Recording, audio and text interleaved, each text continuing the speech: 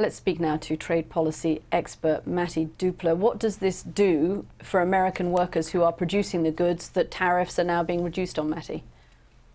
Well, this is the first step that China has made to implementing that phase one agreement. Now, when China cuts tariffs, the United States is expected to cut some of its tariffs as well as an effort of goodwill with that agreement moving forward. But the United States will maintain some tariffs on a vast majority of imports from China, still about $370 billion worth of imports from China.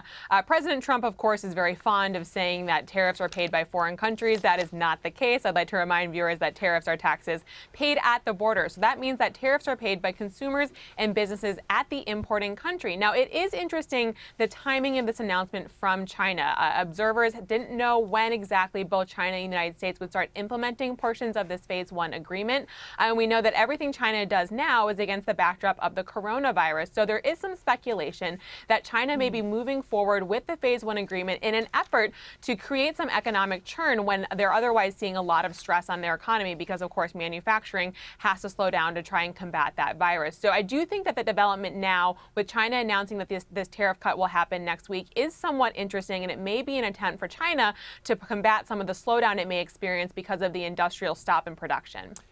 Is there room in the world for two global economic superpowers, or by definition, is there always going to be friction between the US and China?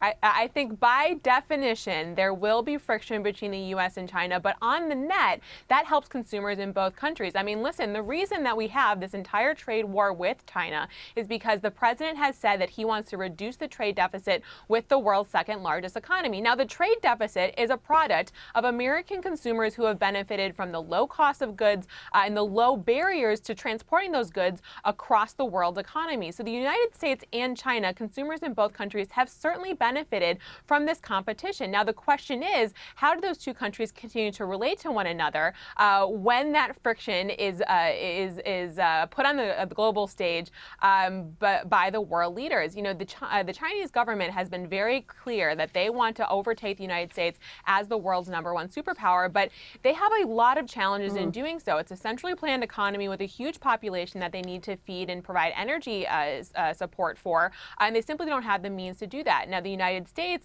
of course, as the world's preeminent economic power, has the upper hand here. But as we've seen, when these two countries get in conflict with one another, there's downward pressure on each. The question will be which country can survive those kinds of tensions. And so far, I think the United States has proven it is able to do so in a way where American consumers and businesses still feel like they're receiving the upper hand.